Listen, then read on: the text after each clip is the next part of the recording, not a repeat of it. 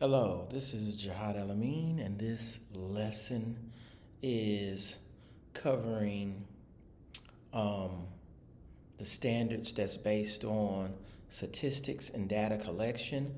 And it's a sixth grade standard that's specifically focusing on the properties of data in a data set. So we're looking at different things like mean, median, mode, and range. The evidence you'll see is we're focusing on first how to find the mean. The ELA standard that this is focusing on is describe how a particular story's plot unfold in a series of episodes, as well as how characters respond to the change in the plot. The the lesson is embedded in a story called the Mopti Miracle, and it's about the students being the protagonists in the story. And they are going to the Mopti Great Library, and they're trying to stop their antagonist from getting access to one of the major books within the library, and they have to use mean, median, mode, and range, or actually have to learn how to calculate it in order to protect the book.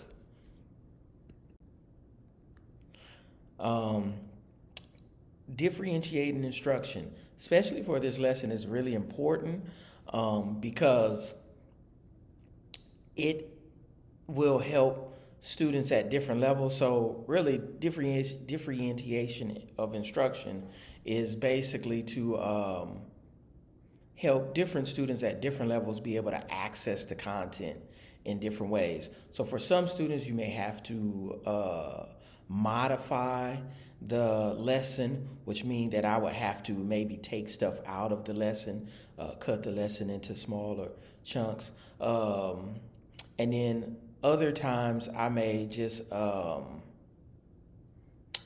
word's lost me now.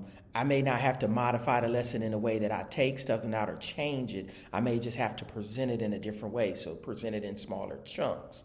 But it's very important because then it gives students what I call success points of access to the content, to the lesson, to the concepts and the skills within the lesson.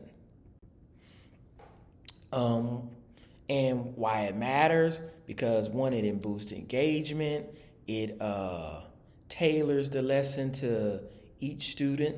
It allows students to be able to, once again, find access points to the skills that's successful, right? So it may be, if I'm giving it in small chunks, they're not overwhelmed by paragraphs. It may be that some students need to take a whole paragraph and have it summed up into a sentence so they can just grasp the concept of what's being said. It increases test scores and so on and so forth. I'm using a blended approach. I'm using a flipped classroom model, so the students was able to access the story at home through the slideshow, and they get a recorded version of the story where they can listen to me read the story, or they could cut that recording off and just read it themselves, which then give both sets of students the access. Because it's in PowerPoint, there is a part of PowerPoint where you can have it give subtitles, and the subtitles can be put in different languages, so the students are able to put it in whatever language that they're most comfortable with, so then they can actually access the story and access the model of how to find mean, median, mode, and range. And then when they get to the class, I'm using the gradual release model, the I do, we do, you do process, one, to just make sure that the kids saw the skill, learned the skill. They can see me actually use the skill. I can model my thinking on the skill. And then with the we do, they can ask me any questions about the skill. And then they also get to work in groups, and they get to talk to their partners and see how their partners think about the skill and access the skill, or how they approach the concept or the content. And it allows me to see in real time how much they actually understand. It also allows me to teach them what it means to work in a group. Is working in a group is just taking the person who you perceive as the smartest, copying what they have, and then saying that you're finished?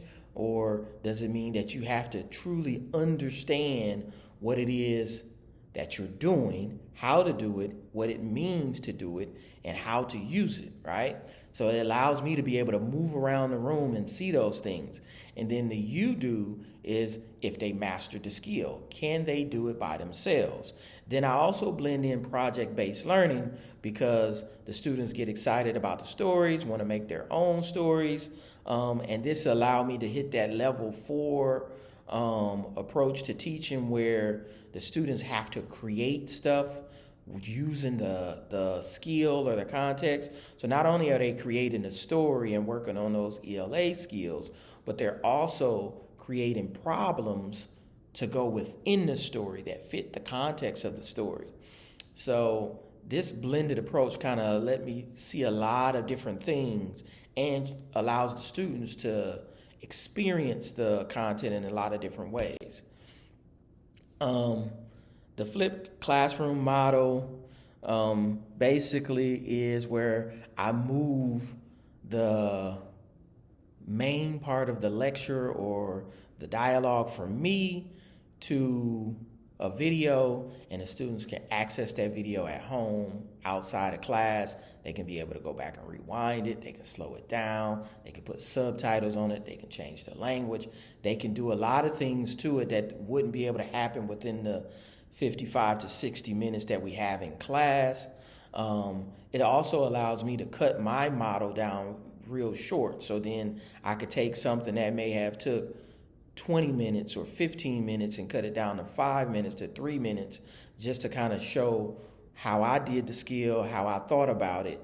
And then we can move into that we do real quick, where they can do more group work, more peer-to-peer, more reach one, teach one. And then we can have enough time, because if you know, a lot of times in those short classes, you run out of time for that closing, which is where we get that a little exit ticket assessment. And it'll give me more time to get that assessment in, where I can actually see what the students can do by themselves. And so that optimizing class time, optimizing pacing, personalizing the pacing, and also allow parental engagement. The parents actually get to see in real time what the students are working on. They can hear it, they can see it, they can pause it, they can be a support in a way that they feel like is meaningful. The gradual release model, I still do this part, and it may seem like overkill, but I still do this gradual release model in this part solely because I have students who are English language learners. I have students who are inclusion students and exceptional learners. And what I've learned is, and I just have students who may go home and not do the homework, not look at the video, can't look at the video, don't have any support when they're looking at the video. So then they can kind of see me go through that process. It can make questions that they had at home that they forgot about. It may, reignite those questions as I go through the model. And then when we get in that we do, they can ask those questions. They can be thinking about the thing because it's fresh on their brain and they just saw it done. And then that you do, like I say, is then the opportunity for me to see and for them to see what they actually mastered, because it's based off of what they can do by themselves. And then that project-based part once allows them to engage that content and engage that work in a way that's being creative. They can approach it from many different angles. And they'll really understand if they understand it, because they're not only creating this story in this context, but they're actually creating problems that have to be solvable, meaningful. They have to be able to solve them, one. and they can kind of do it at whatever level that their skill level allow them to do. Blending these approaches for me works, helps not only me, but it helps the students with their different approaches. And you'll see the we do section of this approach after they didn't watch the video at home or read the story at home, saw me talk about it, and now we're in a redo session where they're working it with partners and groups. And you'll see how some students, I'm able to move around that room and kind of direct traffic and direct students and encourage students to engage the work at a higher level, engage the work further past just getting help in finishing the work, but actually, understanding what it is that they did and what it is that they have on their paper. So then they know they held accountable to understanding it, not just finishing it. And keeping students just on task and focus. So in this video, you can click on the video and you can see me walking around the room and talking to a student or two. You'll see some students who, if I wasn't moving around the room, I wouldn't have noticed that they're checked out and I need to get them back focused, listening to a group. Some students completed the work on the paper and it looks beautiful, but they really don't have an understanding of what they did or what they have, right? And that's allowing me to teach the student that's probably helping to say like, hey, these are the things you need to look for, or, your person that you're working with don't fully understand what they did. They may copy down what you said, but they don't understand what it means. And in the other breath, I got students who, need to kind of stay focused.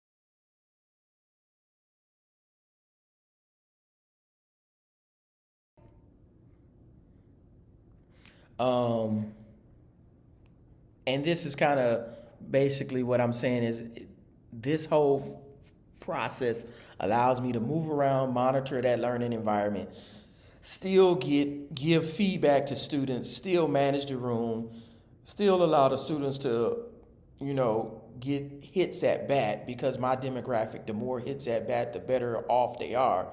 So the less I'm talking and the more they're working, give us a whole lot more success.